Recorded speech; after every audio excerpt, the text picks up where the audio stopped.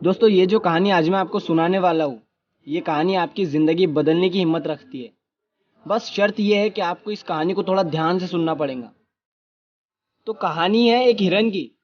एक बार एक हिरन जंगल में पानी की तलाश में घूम रही थी, भटक रही थी इधर से उधर। बहुत प्यास लगी थी उस हिरन को। बहुत देर से भटक रही थी पानी की तलाश में, लेकिन उसे पानी कहीं पर भी नहीं मिल रहा था। थोड़ी देर जंगल में इधर उधर और भटकने के बाद वो हिरन एक पेड़ के नीचे बैठ जाती है, एक झाड़ के नीचे बैठ जाती है।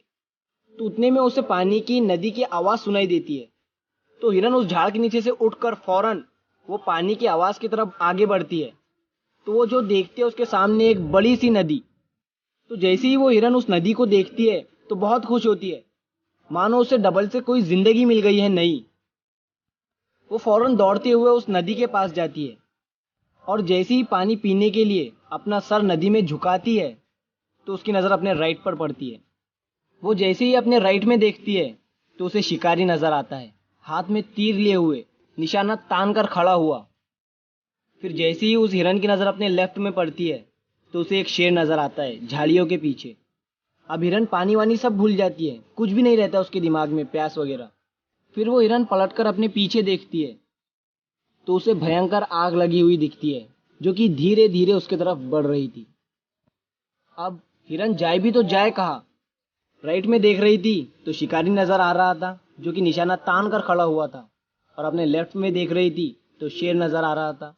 सामने तो गहरी और लंबी चौड़ी नदी थी और पीछे तो आग लगी हुई थी।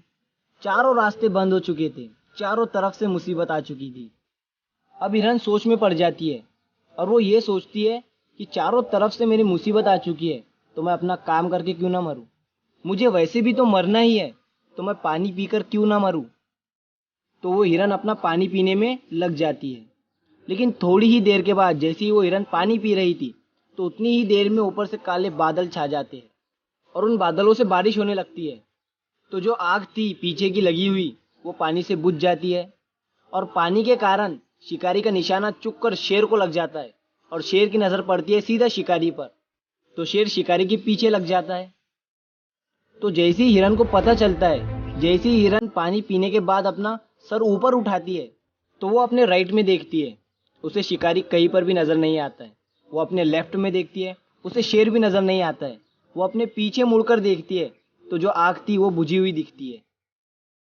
मॉरल ऑफ द स्टोरी, मेरे दोस्तों, इस कहानी से हमें ये सीख मिलती है कि इंसान की जिंदगी में भी प्रॉब्लम आती नहीं है, और जब आती है तो चारों तरफ से आती है, जिस कारण हर इंसान डर जाता है, घबरा जाता है अपनी इन प्रॉब्लम से। तो आपको क्या करना है ऐसी सिचुएशन में? आपको नहीं डरना है और नहीं घबराना है, बस शांति से 2 मिनट के लिए सोचना है। हिरन के पास भी बहुत सारे ऑप्शन थे। हिरन भी ये सारी सिचुएशन को देखने के बाद या तो पानी में छलांग लगा सकती थी या फिर इधर उधर भाग सकती थी, लेकिन उसने शांति से सोचा और वो अपने काम पर लगी रही। वो पानी पीने आई थी और वो पानी पीने लगी। इंसान भी अपनी कामयाबी से थोड़ी ही दूरी पर रहता है, लेकिन उसे मुसीबतें दिखनी शुरू हो जाती है। घर की प्रॉब्लम, पैसों की प्रॉब्लम, जिसके कारण वो कुछ नहीं कर पाता है, घबरा जाता है, डर जाता है। लेकिन आपको ना ही घबराना है ना ही डरना है, बस आपको अपने काम पर बने रहना है। मेरे दोस्तों, उम्मीद करता हूँ आपको ये कहानी पसंद आई होगी। तो ये मत सोचना कि ये दुनिया क्या कहेंगी, कर गए तो एक दिन ये दुनिया तुम्हें देखेंगी।